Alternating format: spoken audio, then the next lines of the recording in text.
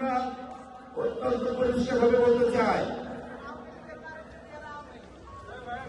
5ই August ছাত্র জনতার গণঅভ্যুত্থান যেটা হয়েছে, ছাত্র জনতার গণঅভ্যুত্থানের প্রধান রূপকার আমাদের নেতা বিএনপির ভারপ্রাপ্ত চেয়ারম্যান জনাব তারেক রহমান।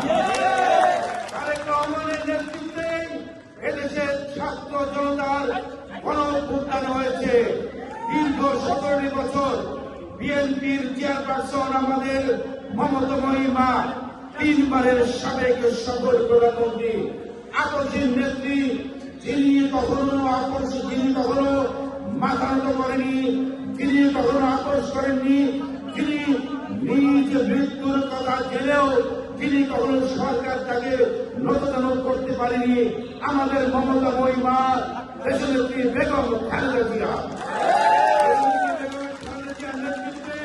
2009 সাল থেকে যে স্বৈরাচার ফ্যাসিস্ট মাফিয়ার বিরুদ্ধে আন্দোলন চলে আসছে, সেই আন্দোলনে আমাদের দেশনেত্রী বেগম খালেদা জিয়া 2011 সালের 8ই ফেব্রুয়ারি একটি ষড়যন্ত্রমূলক উদ্দেশ্য প্রণোদিত মিথ্যা মামলায় যাকে কারাবন্দী করা হয়েছিল, সেই মামলাতে দেশনেত্রী বেগম খালেদা জিয়া কারান্তরিত হওয়ার পরে বিএনপিকে 2011 সালের 8ই ফেব্রুয়ারি থেকে যিনি নেতৃত্ব দিয়ে আসছেন, অতীতের যে কোনো সময়ের তুলনায় যার নেতৃত্বে বাংলাদেশের জাতীয়তাবাদী দল বিএনপি সবচেয়ে ঐক্যবদ্ধ শক্তিশালী, তিনি হচ্ছেন জনাব তারেক রহমান। তারেক রহমানের নেতৃত্বে সেই ফ্যাসিস্ট স্বৈরাচারী মাফিয়ার বিরুদ্ধে আমাদের সে আন্দোলন দীর্ঘদিন ধরে চলে আসছে। আমাদের অনেক সহযোদ্ধা গুম হয়েছে, আমাদের অনেক সহযোদ্ধা রাস্তায় মারা গেছে, আমাদের অনেক সহযোদ্ধা বন্ধুত্ব বরণ করেছে। আমাদের সারা দেশে বিএনপির 60 লাখ নেতা কর্মীকে মামলা দিয়ে হয়রানি করে তাদেরকে কারাগারে পাঠানো হয়েছে। সেই ধারাবাহিকতার সেই আন্দোলনটি ধীরে ধীরে নেতৃত্ব দিয়ে যিনি ছাত্র জনতার গণঅভ্যুত্থানকে একটি সফল গণ আন্দোলনে গণঅভ্যুত্থান ঘটিয়ে মাফিয়া ফ্যাসিস্ট শেখ হাসিনাকে বাংলাদেশ থেকে বিতাড়িত করেছেন, তিনি হচ্ছেন তারেক রহমান। তারেক রহমান, তারেক রহমান। অন্য কারণ নেতৃত্বে এদেশের ছাত্র জনতার গণঅভ্যুত্থান হয়নি।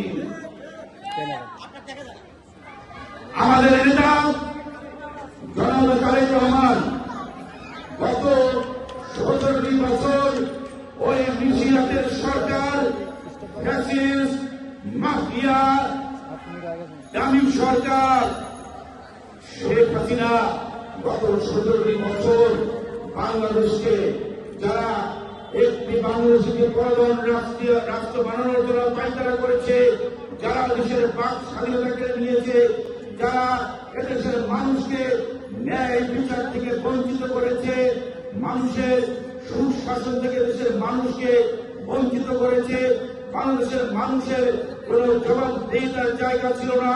এদেশের দ্রব্য মূল্যের দাম মানুষের হাতের নাগালে বাইরে নিয়ে গিয়ে সিন্ডিকেট করে এদেশের মানুষকে একটি দুঃসহ অসহনীয় জীবনযাপন করেছে।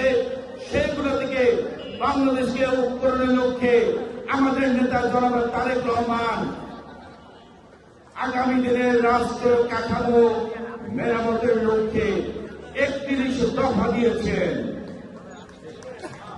সেই 31 দফার লক্ষ্যে জনগণের ম্যান্ডেট নিয়ে বিএনপি ইনশাআল্লাহ ক্ষমতায় আসবে।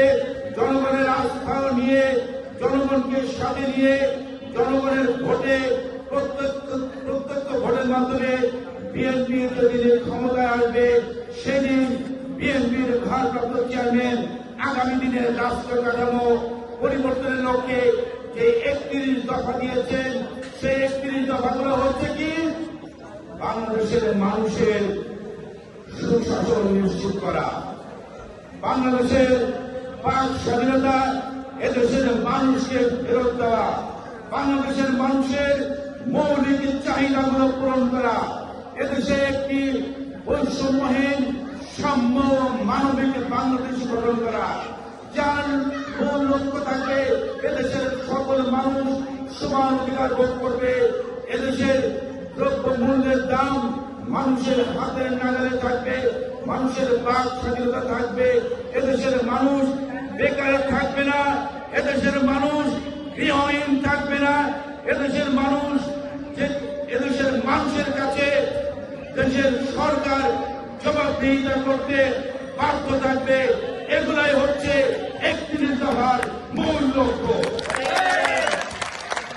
আজকের এই কর্মী সভার মাধ্যমে বাংলাদেশের জাতীয়তাবাদী যুবদল ঢাকা মহানগর উত্তরের সকল পর্যায়ের নেতা কর্মীকে আমরা নির্দেশনা দিয়ে যাচ্ছি, আহ্বান জানাচ্ছি, আগামী দিনের রাষ্ট্র কাঠামো মেরামতের লক্ষ্যে আমাদের নেতা জনাব তারেক রহমান যে ৩১ দফা প্রণয়ন করেছেন, আপনারা এদেশের সকল শ্রেণীর মানুষের কাছে আপনারা সেই ৩১ দফা আপনারা পৌঁছে দেবেন।